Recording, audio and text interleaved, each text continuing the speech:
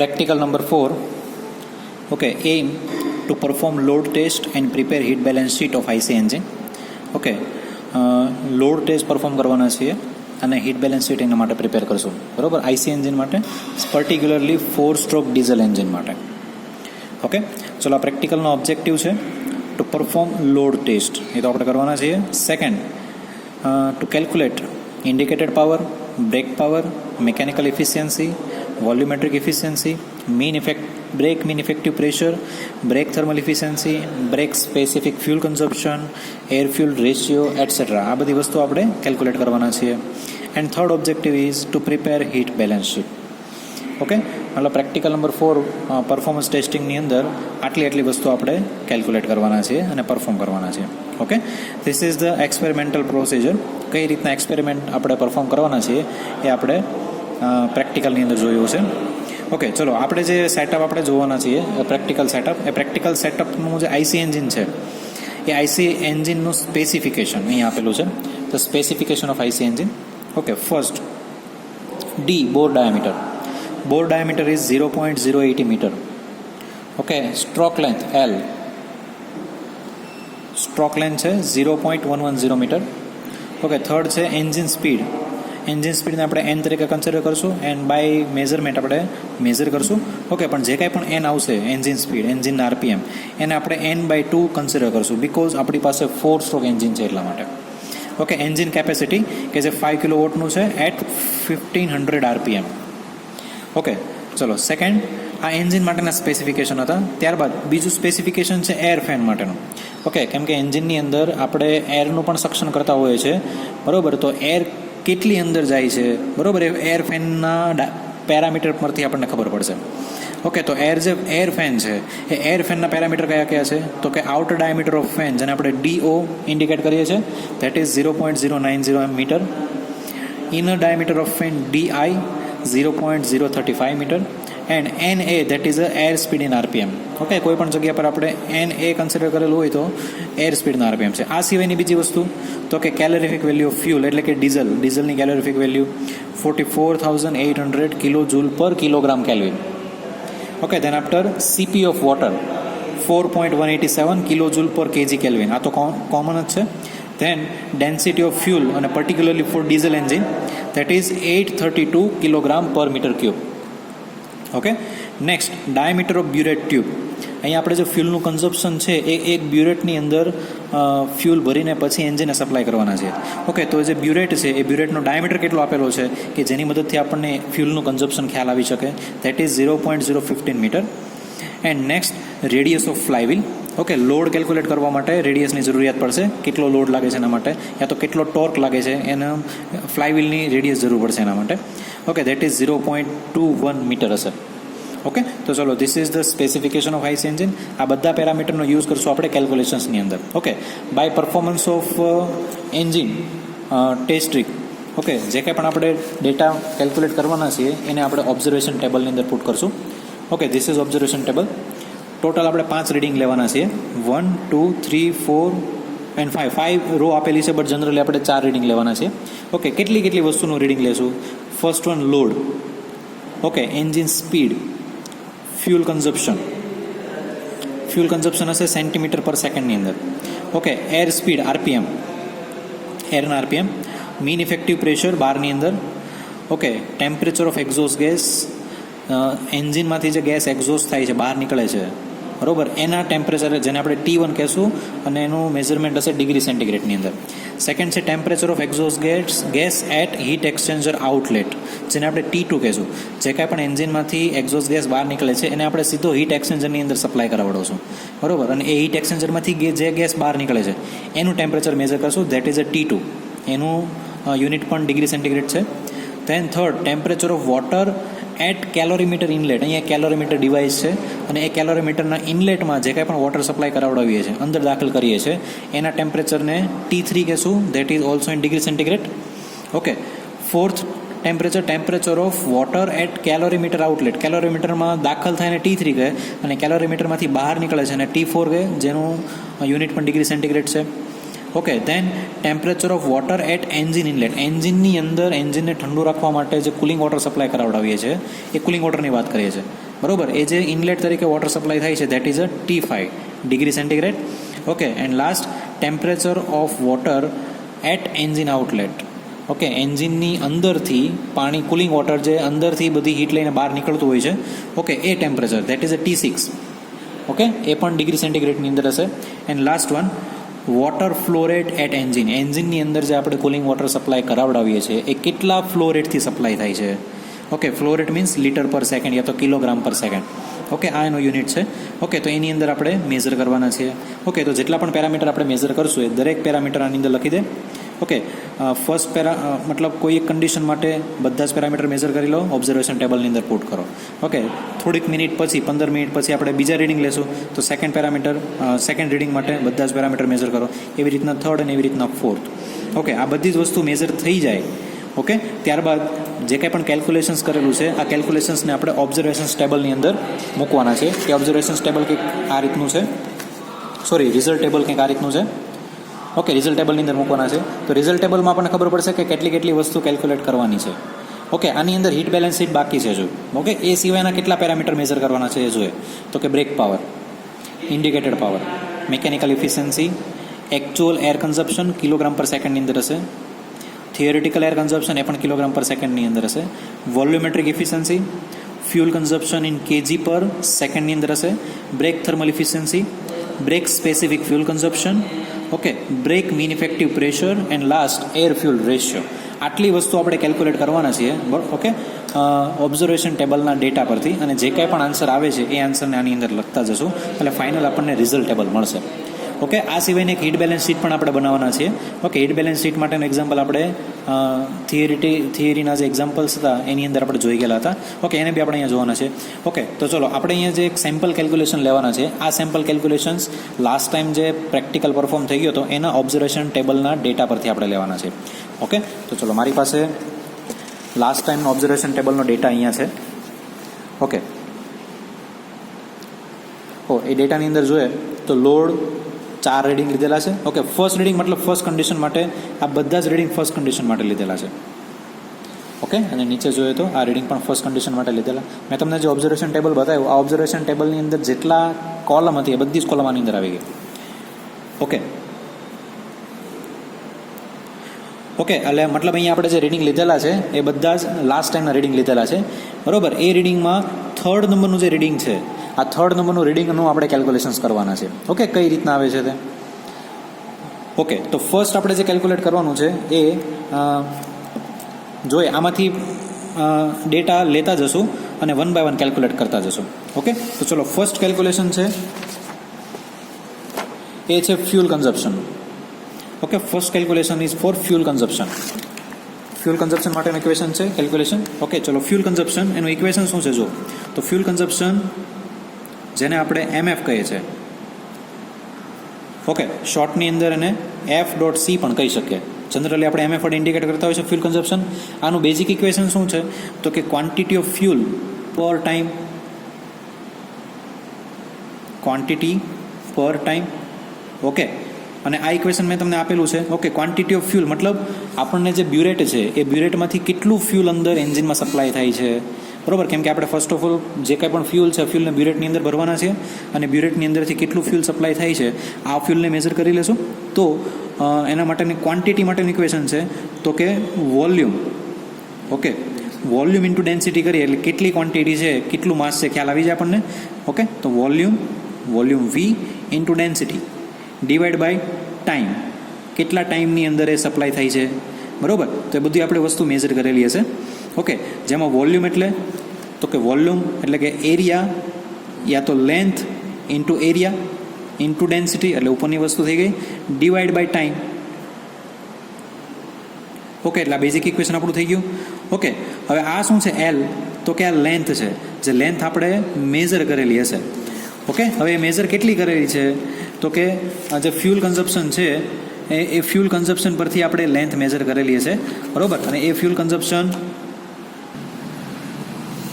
તો જો અહીંયા આપણું જે ફ્યુલ કન્ઝપ્શન છે એ ફ્યુલ કન્ઝપ્શન કેટલું થાય છે તો કે ડેટા ઓબ્ઝર્વેશન ટેબલ પરથી થર્ડ રોની અંદર આપણે જોઈએ તો 3.8 સેન્ટીમીટર જેટલું ફ્યુલનું કન્ઝપ્શન થાય છે. બરાબર, એટલે લેન્થ આપણને ખ્યાલ આવી ગઈ. લેન્થ કેટલી છે તો કે 3.8 સેન્ટીમીટર. ઓકે, એટલે આપણી પાસે લેન્થ છે 3.8 સેન્ટીમીટર. તો 3.8 સેન્ટીમીટરને પહેલાં મીટરમાં ફેરવો. તો મીટરમાં ફેરવશો તો શું થશે? તો કે 0.038. બરાબર, આ આપણી લેન્થ થઈ ગઈ. ખ્યાલ આવે છે? ઓકે, એરિયા કોનો? તો કે બ્યુરેટનો એરિયા. તો બ્યુરેટના એરિયાનું ઇક્વેશન શું થશે? તો કે એનો ડાયામીટર આપણને ખબર હોય. બરાબર, તો ડાયામીટર પરથી આપણે એનો એરિયા ફાઇન્ડ કરી શકીએ. તો ડાયામીટરનું ઇક્વેશન શું છે? π/4 d².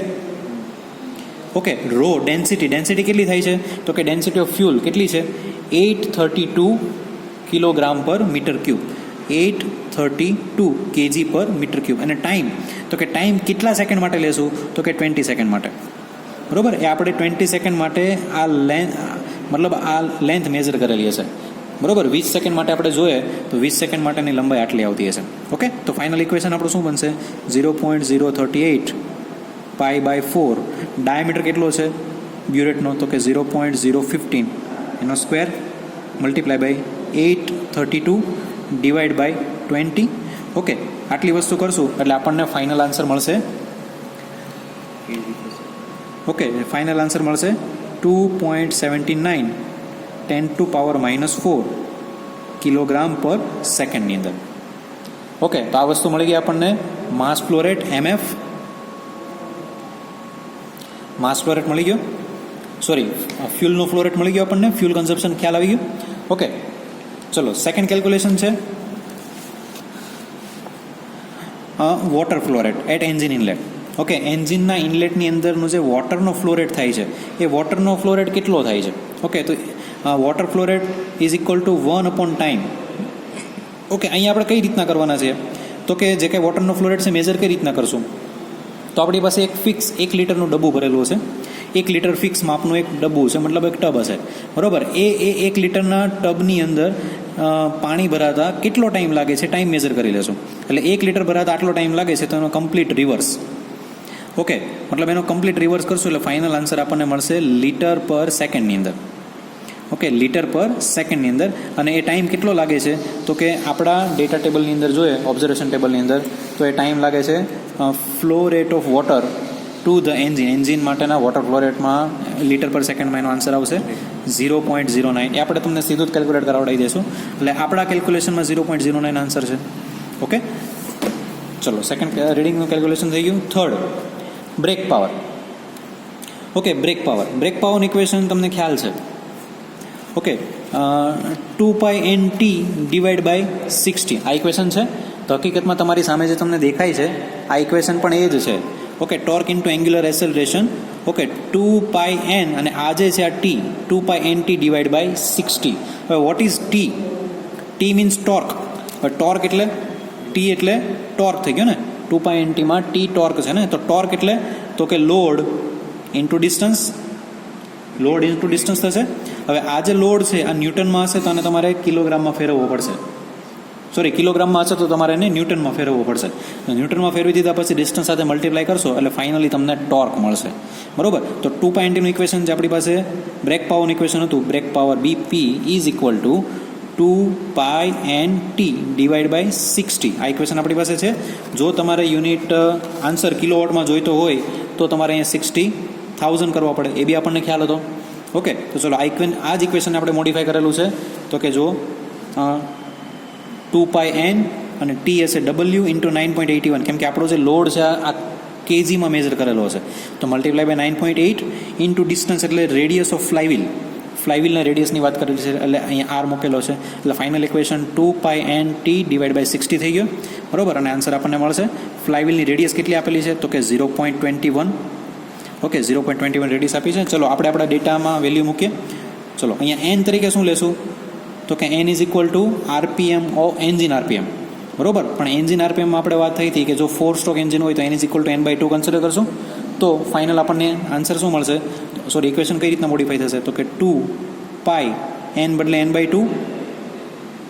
ઓકે, ટી એટલે W લોડ ઇન્ટુ 9.81 ઇન્ટુ બીજું થશે ફ્લાયવ્હીલનું રેડિયસ, R ફ્લાયવ્હીલની રેડિયસ, ડાયામીટર નહીં. બરાબર, ડિવાઈડ બાય 60,000. આ રીતનું મારું ઇક્વેશન બનશે. ઓકે, ચલો 2π RPM કેટલા થાય છે આપણા? તો કે RPMની અંદર જોવા જઈએ તો સેમ્પલ રીડિંગની અંદર, સેમ્પલ ઓબ્ઝર્વેશન ટેબલની અંદર થર્ડ કોલમ થર્ડ રો માટે જોવા છે તો આ જે આરપીએમ બતાવેલા છે સોફ્ટવેરના બતાવેલા છે અને આ જે છે એ આપણે એકચ્યુઅલી મેઝર કરેલા છે, બરાબર. તો આપણે જે મેઝર કરેલા છે આને કન્સિડર કરશું. તો 1549 આરપીએમ મારા છે. ઓકે, તો આરપીએમ તરીકે મૂકીએ. n is equal two 1549. Okay, load કેટલો થાય છે? લોડ થાય છે 3.76 કિલોગ્રામ. 3.76 કિલોગ્રામ આટલો લોડ થાય છે. તો 3.76 kilogram multiply by 9.81 multiply by radius કેટલી છે? ઓકે, રેડિયસ કેટલી છે? તો કે રેડિયસ ઇઝ 0.21. 0.21. ઓકે, તો 0.21 રેડિયસ મૂકી દો. Divide by 2 into 60,000.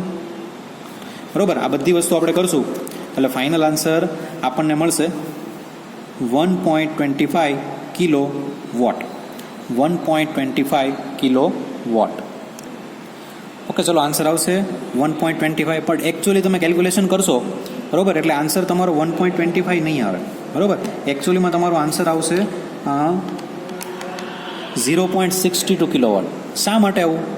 બરાબર, તો કે આપણે એક્ઝામ્પલમાં શીખેલા હતા કે n is equal to n/2 ત્યારે જ લેવાય જ્યારે તમે ઇન્ડિકેટર પાવર ફાઇન્ડ કરતા હો, બરાબર. જો બ્રેક પાવર ફાઇન્ડ કરો છો તો n is equal to n/2 આવશે નહીં, બરાબર. એટલા માટે મેં તમને પહેલાં પણ કીધેલું હતું, આ બાબતમાં ધ્યાન રાખજો. મિસ્ટેક થાય છે તો એને પાછી કરેક્ટ કરવાની. ઓકે, એટલે અહીંયા n is equal two n જ કન્સિડર કરશું, 2 કન્સિડર કરશું નહીં, by 2 કન્સિડર કરશું નહીં. એટલે ફાઇનલ આપણને મળશે આન્સર 1.25 કિલોવોટ. તો આ મળી ગયો આપણને બ્રેક પાવર. ચલો, સેકન્ડ કેલ્ક્યુલેશન થઈ ગયું. ચલો, થર્ડ કેલ્ક્યુલેશન શું આપેલું છે? ઓકે, આપણા માટે ફોર્થ. અહીંયા થર્ડ થઈ ગયેલું છે. ચલો, ફોર્થ કેલ્ક્યુલેશન શું છે? તો કે brake specific fuel consumption. Brake specific fuel consumption BSFC. BSFCનું ઇક્વેશન શું છે? તો કે fuel consumption divide by brake power. Okay, ચલો, fourth calculation brake specific fuel consumption. Equation શું થશે? તો કે brake power divide by mass of fuel divide by brake power. ચલો, માસ ઓફ ફ્યુલ શું આવેલું હતું આપણું? તો કે ઉપર આપણે કેલ્ક્યુલેશનમાં જોઈ લે 2.79 10⁻⁻⁴, બરાબર. અને બ્રેક પાવર કેટલો આવે છે? તો કે 1.25. ઓકે, 1.25 આટલો આવે છે. ઓકે, ચલો, આનું કેલ્ક્યુલેશન્સ કરશું, ફાઇનલ આન્સર લાવશું. તો ફાઇનલ આન્સર આપણો આવશે 2.232 10⁻⁻⁴, બરાબર. યુનિટ શું આવશે? તો કે માસ ઓફ ફ્યુલનો યુનિટ છે કે કિલોગ્રામ પર સેકન્ડ, અને અહીંયા કિલોવોટ છે બ્રેક પાવરનો, તો kilogram per second into kilowatt આપણો યુનિટ થશે. ઓકે, ચલો, આ થઈ ગઈ આપણી ફોર્થ કેલ્ક્યુલેશન. ઓકે, ચલો, ફિફ્થ કેલ્ક્યુલેશન. ફિફ્થ કેલ્ક્યુલેશન માટે તો કે પાંચમી કેલ્ક્યુલેશન છે brake mean effective pressure. Brake mean effective pressure. તો બ્રેક મીન ઇફેક્ટિવ પ્રેશર માટે બ્રેક પાવરનું equation BP is equal to plan by 60,000. આ ઇક્વેશન આપણે એક ઇક્વેશન છે. ઓકે, બ્રેક પાવરનું ઇક્વેશન એક બીજું પણ હતું 2.90/60, પણ અહીંયા આપણે mean effective pressure for brake power જોઈએ છે ને, તો એના માટે આ ઇક્વેશન યુઝ કરવું પડશે. BP is equal to plan by 60,000. અને આની અંદરથી PMને ઇક્વેશનનો કરતા બનાવી દે તો BP અહીંયા રહેશે 60,000 ઉપર ચાલ્યા જશે અને LAN ચાલ્યા જશે નીચે, બરાબર. ક્લિયર?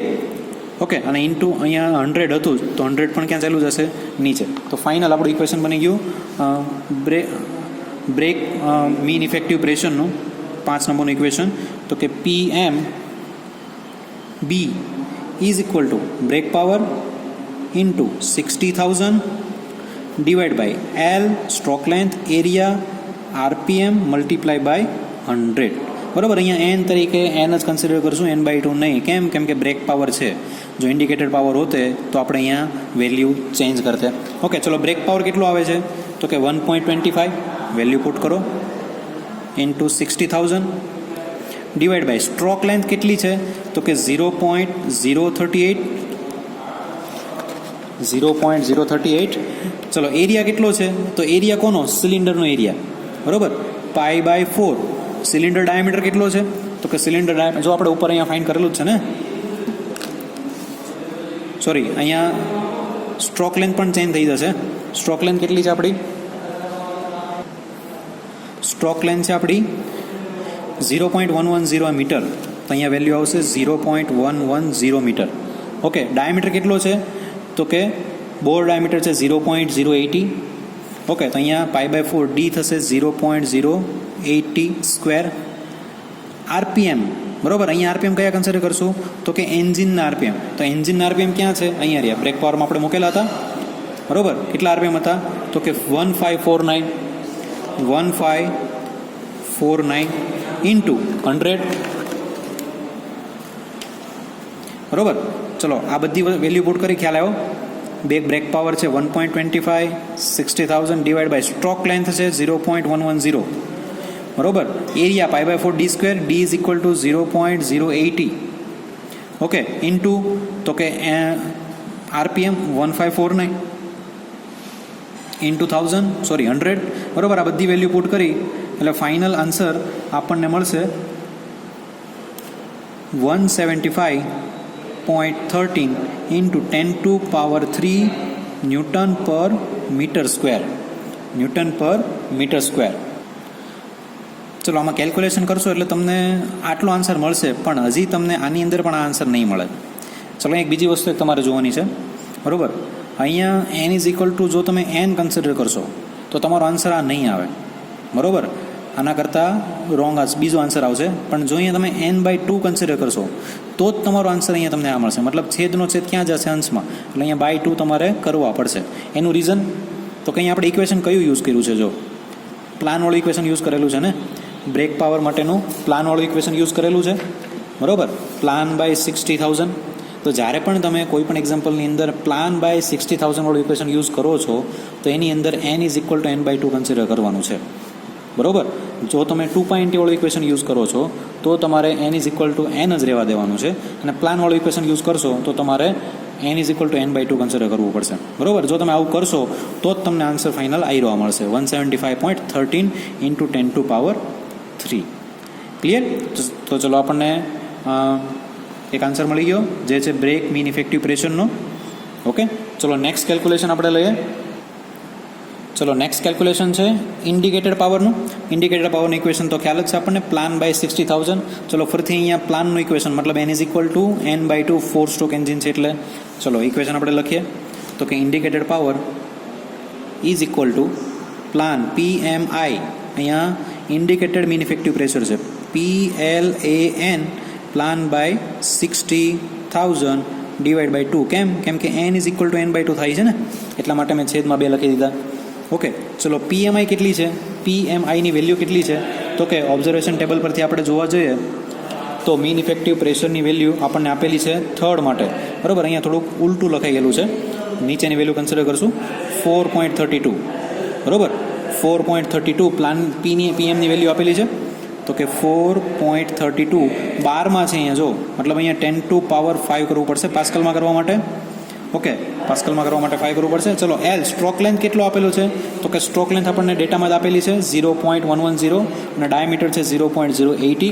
તો સ્ટ્રોક લેન્થ છે 0.110 એન્ડ એ એટલે π/4 ડાયામીટર એટલે કે બોર ડાયામીટર ઓફ એન્જિન એટલે એ છે 0.080 આનો સ્ક્વેર. એન્ડ આરપીએમ આરપીએમ કેટલા આપેલા છે તો આરપીએમ આપણા જે પહેલા હતા એના જ આરપીએમ. બરોબર. એ આરપીએમ છે 1549. બરોબર. 1549 ડિવાઈડ બાય 60,000 ઇન્ટુ 2. ઓકે. ચલો આ બધા ડેટા મૂક્યા આપણે, જેટલા પણ છે બધા ડેટા મૂકશો એટલે ફાઇનલ આન્સર આપણને મળશે 3.08 કિલોવોટ. 3.08 કિલોવોટ. ચલો આ મળી ગયો આપણને આઈપી. આમાં કોઈને કંઈ પ્રશ્ન નહીં હોય. કેમ કે અહીંયા એનની વેલ્યુ આપણે n/2 મૂકેલી છે એટલા માટે. ચલો આ થઈ ગયા આપણને 6 વેલ્યુ મળી ગઈ. ચલો સેવન્થ તો કે સેવન્થ કેલ્ક્યુલેશન શું છે તો કે મિકેનિકલ ઇફિશિયન્સી. આ તો ઇઝી જ છે. Mechanical efficiency is equal to brake power upon indicated power multiply by 100. તો કે eta m is equal to brake power BP upon IP into 100. ચલો બ્રેક પાવર આપણને કેટલો મળી ગયેલો છે તો બ્રેક પાવરની વેલ્યુ મળેલી હતી આપણને 1.25 અને ઇન્ડિકેટર પાવરની વેલ્યુ મળેલી હતી આપણને 3.08. તો 1.25 ડિવાઈડ બાય 3.08 મલ્ટીપ્લાય બાય 100. બરોબર. આટલું કરશો એટલે ફાઇનલ આન્સર તમને પર્સન્ટેજમાં મળશે 40.58%. બરોબર. ઇફિશિયન્સી મળી ગઈ આપણને. ઓકે. ચલો હવે 8 નંબરનું કેલ્ક્યુલેશન કરીએ. એ છે આપણું volumetric efficiency. Volumetric efficiency calculate કરવા માટે તો કે આના માટે તમારે બે વસ્તુ કેલ્ક્યુલેટ કરવી પડશે બીજી. એ કઈ છે? તો ફર્સ્ટ છે actual air consumption divide by theoretical air consumption multiply by 100. આ ઇક્વેશન છે આપણું. તો એકચ્યુઅલ એર કન્ઝપ્શનને પહેલાં અલગથી ગણવી પડશે, ત્યારબાદ થિયરેટિકલ એર કન્ઝપ્શનને અલગથી ગણવી પડશે. આ બંને વેલ્યુ મળશે પછી ઇક્વેશનમાં મૂકીએ ત્યારે આપણને વોલ્યુમેટ્રિક એફિશિયન્સી મળશે. ઓકે, તો એકચ્યુઅલ એર કન્ઝપ્શનનું ઇક્વેશન શું છે? તો કે actual air consumption is equal two area of fan into velocity of air. બરોબર, ચલો આ ઇક્વેશન મૂકીએ. એરિયા ઓફ ફેન એટલે ફેનનો જે એરિયા છે તે. હવે આની અંદર થોડુંક સમજીએ કઈ રીતના છે. તો કે એરિયા ઓફ ફેન એટલે ફેન જે છે એ વચ્ચેથી સોલિડ પોર્શનવાળો છે. બરોબર, એટલે આઉટર ડાયામીટરમાંથી ઇનર ડાયામીટર બાદ કરવો પડશે ત્યારે આપણને ફેનનો એરિયા મળશે. એટલે ઇક્વેશન અહીં આવી ગયું π/4 DO² - DI². બરોબર, DO એટલે outer diameter of fan, DI એટલે inner diameter of the fan. બંનેની વેલ્યુ અહીં આપેલી છે. ઓકે, ચલો આ વેલ્યુ કરશું એટલે તમને એરિયા ઓફ ફેન મળશે. ત્યારબાદ છે વેલોસિટી ઓફ એર, એરની વેલોસિટી એટલે કે R ઇન્ટુ ઓમેગા. બરોબર, R ઇન્ટુ ઓમેગા. ઓમેગા એટલે એંગ્યુલર વેલોસિટી મળશે ને, એટલે એ વેલોસિટીનું ઇક્વેશન છે 2πn/60. બરોબર, પણ અહીંયા આપણને ગીવન ડેટા પ્રમાણે 2πn/120 કન્સિડર કરવાનું થશે. એન્ડ R એટલે કે D/2. હવે R શું છે? તો કે D/2. અને what is D? D is a mean diameter of ફેનનો મીન ડાયામીટર છે. અને ફેનનો મીન ડાયામીટર આપણને ક્યાંથી મળશે? તો કે D is equal two DO² - DI². બરોબર, આનું સ્ક્વેર રૂટ છે એટલે અંડર રૂટ છે આ. બરોબર, અહીંયા અંડર રૂટ DO² - DI². આના પરથી આપણને D મળશે. ઓકે, તો ચલો ઇક્વેશન પહેલાં લખીએ કયું થાય છે તે. Actual air consumption, actual air consumption, આનું ઇક્વેશન શું છે? તો કે is equal two area of fan into velocity. બરોબર, આ ઇક્વેશન છે. ચલો એરિયા શું થશે? તો કે π/4 DO² - DI². ક્લિયર? આપણને આપેલું છે એ પ્રમાણે જ. બરોબર, ઇન્ટુ R ને ઇન્ટુ ઓમેગા.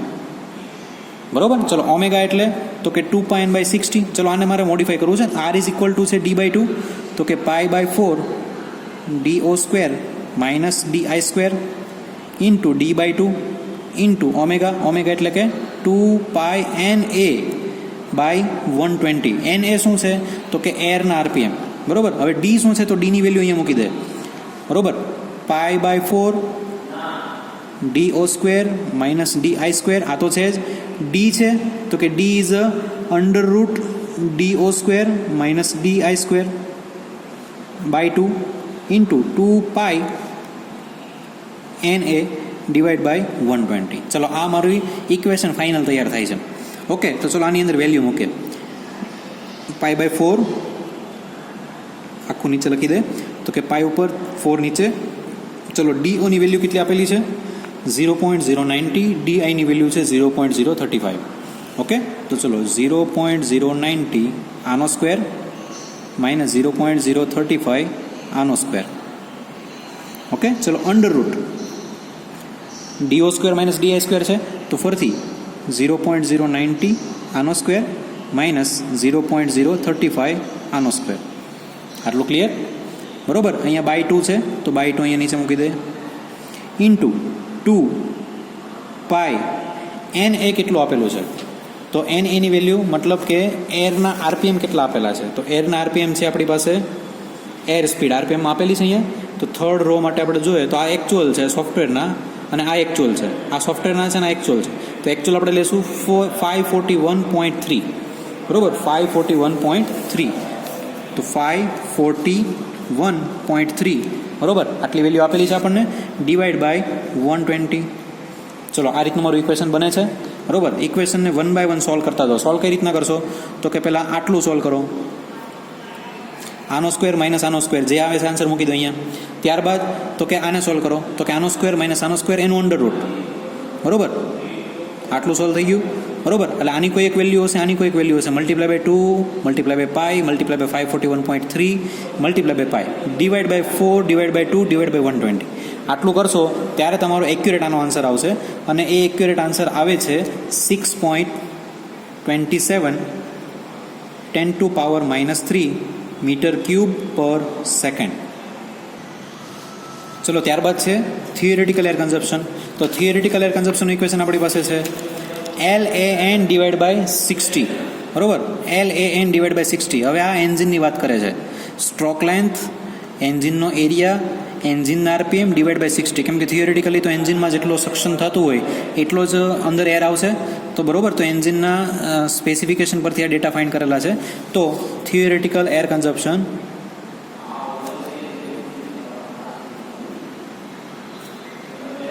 એનું ઇક્વેશન થશે LAN ડિવાઈડ બાય 60. બરોબર, વોટ ઇઝ L? શું છે? તો કે સ્ટ્રોક લેન્થ. એની વેલ્યુ કેટલી આપણને આપેલી છે? તો એ છે આપણી પાસે 0.110 અને ડાયામીટર છે 0.080 સિલિન્ડરનો. તો સ્ટ્રોક લેન્થ થશે 0.110. એરિયા થશે તો કે pi by 4 D square. What is D? તો કે 0.080 આનો સ્ક્વેર ઇન્ટુ એન. તો કે એન્જિનના RPM કેટલા છે? બરોબર, તો એ RPM છે આપણા 1549 ડિવાઈડ બાય 60. ક્લિયર? તો ચલો આપણને આન્સર મળી ગયો આપણને. ઓકે, ચલો તો અહીંયા n છે એ n is equal to n/2 લેવાનું. કેમ કે અહીંયા એન્જિનની વાત થાય છે ને, એન્જિનની વાત થાય છે એટલે n is equal to n/2 consider કરશું. અને જે કાંઈ પણ વેલ્યુ આવશે એ બધાનું ફાઇનલ સમરાઇઝ કરીએ અને સમરાઇઝ કરશું એટલે ફાઇનલ ઇક્વેશનમાં વેલ્યુ મળશે તો આપણને 7.13 10⁻³ મીટર ક્યુબ પર સેકન્ડ.